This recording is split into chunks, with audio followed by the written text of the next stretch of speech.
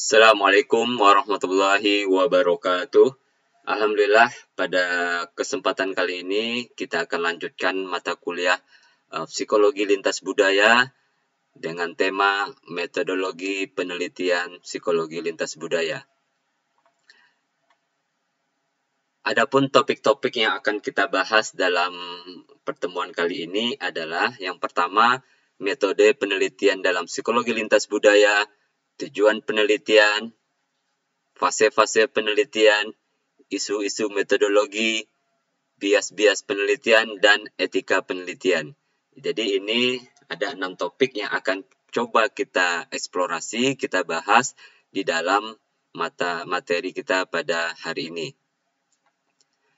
Sebagai suatu pengantar, minggu lalu kita sudah membahas kenapa kita belajar psikologi lintas budaya. Karena kita melihat selama ini bahwa penelitian dan publikasi psikologi terlalu dominan dari Barat, ya, terutama dari Eropa dan Amerika. Maka cara kita memahami manusia cenderung Western, ya, artinya cenderung kita terlalu menggunakan perspektif Barat. Padahal kalau kita perhatikan bahwa keanekaragaman budaya itu sangat ragam sekali. Maka harus diperhatikan di dalam memahami perilaku manusia. Karena ilmu psikologi salah satu tujuannya adalah untuk mencari universalitas, ya, universal, dan juga mencari spesifik ya, perilaku berdasarkan budaya tertentu. Jadi kita ingin melihat, ya, persamaan dan perbedaan, ya, di dalam konsep psikologi di antara budaya-budaya yang ada. Psikologi lintas budaya fokusnya pada eksplorasi teori general psychology, ya, general psikologi, dan menemukan fakta lintas budaya, ya. Jadi lintas budaya ini, psikologi lintas budaya mencoba mengeksplorasi apa hal-hal yang sama dan juga berbeda. Apa yang memiliki prinsip, ya, universalitas itu, dan mana yang memiliki nilai kekhasan pada setiap budaya. Maka salah satu caranya untuk mencapai hal tersebut adalah dengan menggunakan metode ilmiah, ya. Jadi metodologi itu bagaimana kita melakukan suatu aktivitas atau penelitian sesuai dengan kaidah-kaidah ilmiah sehingga melahirkan, ya, temuan-temuan yang dapat dipertanggungjawabkan secara ilmiah. Nanti kita akan bahas, ya, isu-isu apa yang ada di dalam metodologi penelitian psikologi lintas budaya. Kita akan coba lihat definisi penelitian, ya. Penelitian psikologi lintas budaya melibatkan partisipan minimal dari 2 budaya yang berbeda. Jadi penelitian itu suatu kegiatan, ya, yang berdasarkan kaidah-kaidah ilmiah. Di dalam penelitian lintas budaya, karakteristiknya itu kita harus melibatkan partisipan minimal dari 2 budaya. Karena kemarin kita sudah membahas tentang ada namanya psikologi budaya dan ada psikologi lintas budaya dan juga psikologi indigenis, ya. Kekhasannya di dalam penelitian lintas budaya itu minimal 2 budaya. Kemudian penelitian psikologi lintas budaya mencoba mencari persamaan dan perbedaan yang disebabkan oleh perbedaan budaya. Jadi memang budaya itu secara langsung dan tidak langsung itu mempengaruhi bagaimana manusia berpikir, ya, emosi dan berperilaku, ya. Jadi psikologi lintas budaya mencoba melihat persamaan dan perbedaan tersebut. Secara umum pendekatan yang digunakan di dalam lintas budaya adalah kualitatif dan kuantitatif, ya. Jadi di dalam memahami manusia dalam konteks budaya, pendekatan ini secara umum sama, ya, yang digunakan dengan dalam penelitian psikologi. Cuma dalam psikologi lintas budaya umumnya, ya, orang menggunakan pendekatan kuantitatif karena dia membandingkan 2 budaya yang berbeda. Sedangkan dalam psikologi lintas, psikologi budaya cenderung untuk menggunakan pendekatan kualitatif, ya. Jadi kalau kita lihat, ya, banyak perdebatan ya metodologi antara kualitatif dan kuantitatif ya.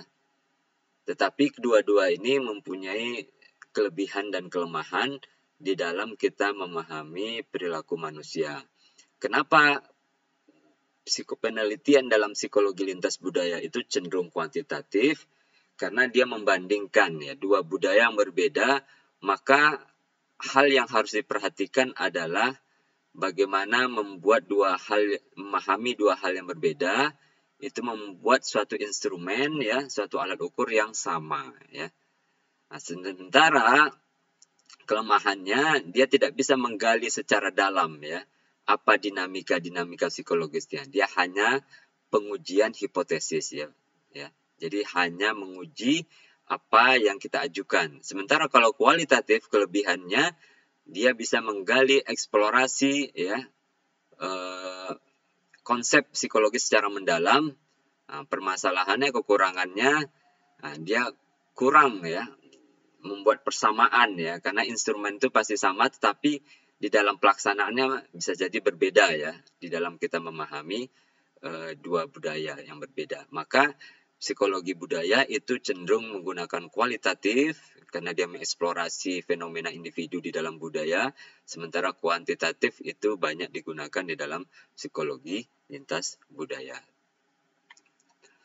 Kemudian menurut Siraf dan Levy 2010, ya tujuan penelitian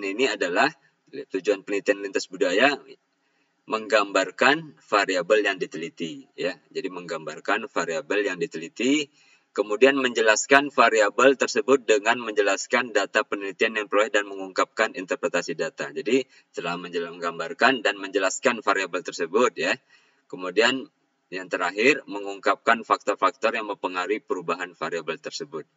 Jadi kalau kita teliti, misalkan kita teliti motivasi berprestasi antara budaya barat dan budaya timur ya, budaya kolektif dan budaya individualistis ya.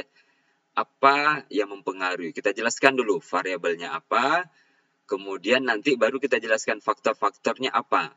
Oh, ada nggak faktor budaya di situ yang berperan di dalam menentukan motivasi berprestasi individu ya. Jadi ini tujuan penelitiannya. Kemudian fase-fase penelitian di dalam bukunya Sarwono ya. Yang pertama, perbandingan lintas budaya. Jadi fase ini membandingkan beberapa variabel psikologis pada dua atau lebih budaya. Nah, jadi perhatikan equivalent metode, persamaan metode dan teoritisnya ya. Jadi ini membandingkan ya dua budaya ya.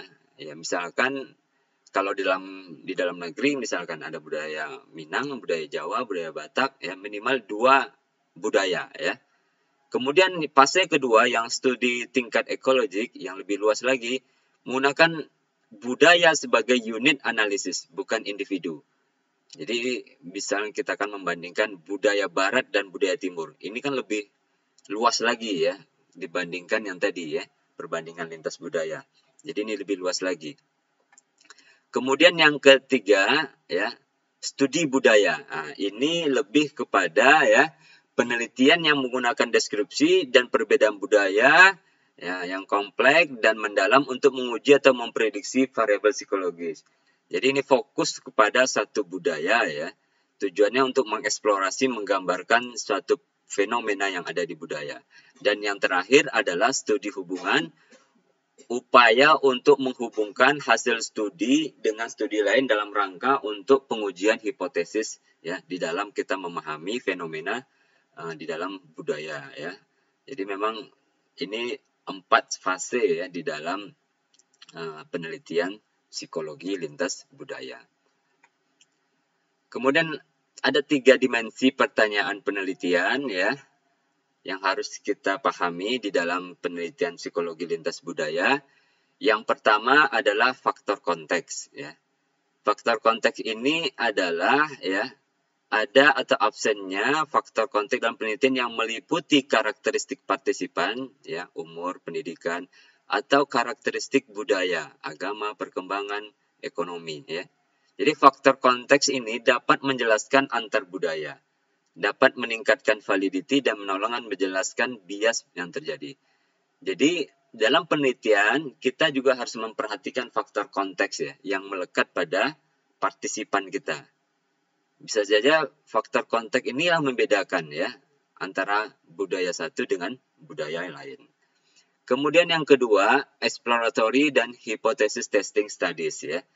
Nah, studi eksploratory ini berusaha untuk meningkatkan pemahaman perbedaan lintas budaya dari dokumentasi persamaan dan perbedaan. Ya, jadi exploratory ini tuh kelebihannya adalah cakupannya luas di dalam identifikasi persamaan dan perbedaan. Kelemahannya adalah bias budaya. Nah, nanti kita akan jelaskan. Ada penelitian yang tujuannya exploratory ya, mengungkapkan, menggambarkan ya, bukan untuk menguji hipotesis. Tetapi ada juga yang hipotesis testing ya, menguji hipotesis ya. Nah, kelebihan exploratory ini dia luas. Ya, ini biasanya exploratory ini bisa kuantitatif, bisa kualitatif ya. Nah, kalau hipotesis testing pasti kuantitatif ya. Nah, hipotesis pasti kuantitatif. Ya, ini ada kelebihan dan ada kelemahannya. Nah, kalau exploratory ini cakupannya luas, tapi kelemahannya bias budaya ya, karena tadi ya ketidaksamaan equivalent ya antara satu budaya satu dengan budaya yang lain. Karena exploratory ini sangat memperhatikan konteks ya, sedangkan hipotesis tidak ya. Oke, yang ketiga adalah structure dan level oriented studies ya. Jadi fokusnya adalah perbandingan konstruk, struktur ya antar konstruk di dalam perspektif lintas budaya. Jadi kalau misalkan kita meneliti tentang need sosialisasi atau keinginan untuk bersosialisasi atau keinginan untuk beragama, maka kita sudah masuk ke level yang lebih detail ya. Misalkan religiositas itu antara barat dan timur, kita religiositas itu terdiri dari beberapa aspek gitu ya. Misalkan keimanan ya, kemudian keamalan ya, kemudian keyakinan. Nah, kita akan lihat ya struktur religiositas antara orang barat dengan orang timur. Ada nggak persamaan, ada perbedaannya, dan kita lihat perbedaan hubungan antar variabel tersebut. Nah, ini kesimpulannya ya tadi ya. Jadi ada 4 tipe dalam cross cultural studies gitu ya. Nah, apa yang kita perhatikan di dalam ini yang pertama adalah yang tadi ya, kesimpulan yang tadi, consideration of contextual factor. Jadi kita memperhatikan konteks. Konteks itu tadi ya, ada umur, budaya gitu ya. Kalau dia hipotesis testing ya, kalau orientasinya hipotesis, maka dia tidak memperhatikan konteks. Dia tujuannya generalisasi ya. Tetapi kalau orientasinya eksplorasi yang tidak memperhatikan konteks, dia hanya melihat perbedaan gitu ya. Perbedaan ya antara budaya satu dengan budaya yang lain. Tapi kalau kita memperhatikan konteks, maka orientasinya adalah kalau hipotesis testing adalah teori driven. Teori driven ini adalah kita melahirkan suatu teori yang baru berdasarkan ya apa yang kita teliti di budaya tertentu. Ya, kemudian kalau dia orientasinya eksplorasi, eksternal validasi. Eksternal validasi itu adalah ya mirip seperti sejauh mana penelitian itu dapat digeneralisasikan ke penelitian lain atau ke populasi yang lain. Ya, jadi ada istilahnya eksternal validasi itu keluar ya generalisasi ya seberapa kuat penelitian itu untuk generalisasikan ke sub yang lain, populasi yang lain. Ada internal validasi. Internal validasi ini berkaitan bagaimana penelitian itu benar-benar ya mencerminkan ya kalau dalam eksperimen perlakuan itu memang perbedaan itu disebabkan oleh perlakuan yang kita buatkan. Kevalitan dalam penelitian yang kita lakukan yang sifatnya internal. Kemudian ada beberapa konsep yang harus kita perhatikan di dalam psikologi lintas budaya. Yang pertama emik, yang kedua etik, yang ketiga etnosentris, yang keempat stereotip. Nah, yang ketiga keempat ini saya pikir sudah ini ya. Nah, kita akan bahas dulu apa itu emik, apa itu etik. Sebenarnya emik dan etik ini adalah cara pandang ya. Cara pandang kita dalam memahami suatu fenomena. Kalau pendekatan kualitatif itu cenderung emik. Kalau pendekatan kuantitatif, hipotesis testing itu cenderung etik. Ya. Jadi kalau emik ini dia melihat studi perilaku itu dari dalam sistem. Kalau kualitatif ya, suatu fenomena itu dia dilihat dari pandangan partisipan. Tapi kalau etik, kalau kuantitatif, studi perilaku dari luar sistem. Jadi hipotesis itu yang bangun siapa? Yang bangun peneliti. Tetapi kalau dalam emik, dia tidak ada hipotesis, tapi dia memahami itu suatu fenomena berdasarkan pandangan perspektif dari partisipan. Kemudian diujikan pada satu budaya, kalau emik, kemudian diujikan bisa berbagai budaya kalau etik, ya, karena dia compare ya. Kemudian kalau emik strukturnya ditemukan oleh analis, ya. Jadi kita mengambil data, observasi, wawancara, kemudian kita menemukan, ya, penelitilah atau analislah yang menemukan, oh seperti ini modelnya. Kemudian strukturnya dibuat dalam analis, ya. Jadi kalau ini ditemukan, kalau ini dibuat. Kriteria relatif internal, ya. Nah, kemudian kriterianya sifatnya universal. Jadi kan tujuan dari etik itu adalah generalisasi, ya. Kalau ini adalah memahami, ya. Tujuannya menemukan, ya. Kayak ini ya perbedaan antara emik dan etik. Kemudian kalau etnosentris, ya, kecenderungan pada manusia menggunakan budayanya atau kelompoknya sebagai standar, sebagai superior terhadap orang lain. Jadi etnosentris ini cara pandang, ya, penafsiran perilaku orang lain dari kacamata kultural sendiri. Kita misalkan, ya, orang Jawa, kita pandang orang Batak itu kasar.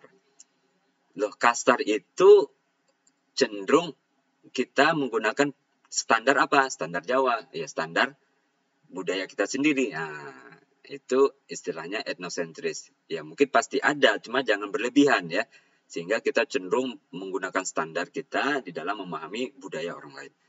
Kalau stereotip adalah sikap, keyakinan, ya, pendapat yang baku tentang orang yang berasal dari budaya tertentu. Jadi kita stereotip itu suatu sikap atau karakter yang melekat karena orang itu termasuk dalam kelompok tertentu. Misalkan yang positif, orang Jawa itu lemah lembut, halus, sopan. Itu stereotipnya. Orang Batak itu bicaranya tegas, ya, keras. Nah, jadi itu stereotip yang tentu itu benar ya. Jadi stereotip karena ya pandangan umum ya. Keyakinan kita karena orang tuh berasal dari kelompok atau etnis tertentu. Nah, ini beberapa isu di dalam penelitian psikologi lintas budaya menurut Matsumoto. Ada definisi operasional konsep budaya. Jadi kita harus jelas ya. Konstruk itu harus jelas definisi operasionalnya. Kemudian cara pengambilan sampling itu harus jelas, detail, harus sama antara budaya satu dan budaya dua. Kemudian ekuivalensi lintas budaya, persamaan ya budayanya ya. Maksudnya itu jangan kita satu mengambil ya berbeda, satu barat yang satu Jawa saja gitu ya. Tapi kalau kita bandingkan adalah perbandingan ya, satu barat timur berarti ya. Satu misalkan Jawa, kalau spesifik budaya misalnya budaya Minang, Batak gitu ya. Nah, kemudian rumus pertanyaan penelitian dan penafsiran data itu harus jelas ya, karena ini berkaitan dengan nanti analisis datanya. Kemudian bahasa dan terjemahannya juga harus diperhatikan ya. Kalau kita minimal kalau melibatkan dua budaya, maka kita harus menggunakan bahasa yang umum yang dimengerti atau bahasa setempat ya, cuma dimaknai sama gitu ya. Misalkan kita meneliti di Indonesia menggunakan bahasa Indonesia, mengerti di Jepang, kita harus menggunakan bahasa Jepang misalkan ya. Kemudian lingkungan penelitian juga harus diperhatikan ya. Kemudian respon set ini adalah bentuk jawabannya ya. Jawabannya itu sangat setuju, sering, nah, itu harus diperhatikan ya. Karena ada berbeda di dalam kita memahami ya orang Barat dan orang Timur. Nah, ini ada potensi bias ya yang tadi ya. Jadi hal-hal yang harus kita perhatikan. Yang pertama construct. Jangan sampai overlap definition ya. Misalkan kemandirian di dalam budaya barat sama kemandirian dalam budaya timur dan Indonesia itu berbeda ya. Nah, ini harus diperhatikan. Kemudian metodenya, ada perbedaan social disability. Nah, ini social disability ini adalah pertanyaan yang kalau orang jawab itu cenderung sama ya. Biasanya sifatnya normatif ya. Normatif itu misalkan suatu perbuatan yang memang itu salah, misalkan merokok dapat merusak kesehatan. Kalau pertanyaan itu akan jawab semua iya gitu ya. Kemudian lokasi karakteristik sampel juga jangan sampai budaya A sampelnya adalah remaja, budaya B adalah anak-anak. Harus sama ya, harus sama. Kemudian yang ketiga item, translation dan penggunaan kata. Jadi item ini juga harus memperhatikan ya, kalau kita menggunakan item atau alat ukur terjemahan juga harus diperhatikan ya. Translasinya harus dimaknai sama antara budaya satu dengan lain. Karena apa? Kita mengukur dua berbeda, maka hal-hal yang bisa kita samakan, itu kita kesamakan. Ya, metodenya, alat ukurnya. Nah, jadi kita yakin ya, jadi internal validity-nya itu yakin bahwa yang menyebabkan perbedaan ini bukan karena beda karakteristik partisipan, tetapi karena budaya, cara pandang mereka. Nah, itu yang kita ingin lihat ya. Nah, dan yang terakhir adalah etika penelitian di dalam psikologi lintas budaya. Tetap kita menggunakan prinsip APA ya, American Psychological Association ya. Di sini ada beberapa hal. Yang pertama, keadilan. Di dalam kita membuat penelitian maka kita harus adil ya, karena kita melibatkan dua budaya, maka kita harus adil di dalam pelaksanaannya. Kemudian respect ya, jadi jangan kita merendahkan ya budaya-budaya yang kita teliti. Kita harus respect, hormat gitu ya, sehingga kita di dalam melakukan penelitian pun lebih bertanggung jawab. Kemudian juga kita harus memperhatikan implikasi penelitiannya. Apa dampaknya dalam penelitian? Apa manfaatnya? Maka ketika awal penelitian kita sebarkan atau kita beri nama informed consent yang menjelaskan keuntungan dan apa risiko yang diperoleh oleh partisipan. Jangan sampai hasil penelitian ini menjadi digunakan untuk hal-hal yang negatif ya, untuk menjudge negatif budaya orang lain gitu ya. Jadi ini berapa etika di dalam penelitian psikologi lintas budaya. Ini kesimpulannya ya, di dalam penelitian psikologi lintas budaya banyak hal-hal yang harus kita perhatikan karena tujuan kita adalah untuk memahami persamaan dan perbedaannya. Maka hal-hal yang bisa disamakan, dikurangi biasnya, maka kita lakukan untuk dapat menghasilkan penelitian yang bagus, penelitian yang baik secara kuat, secara internal validity dan external validity-nya juga bagus. Baik, demikian yang bisa saya sampaikan. Semoga bermanfaat. Kita akhiri. Assalamualaikum warahmatullahi wabarakatuh.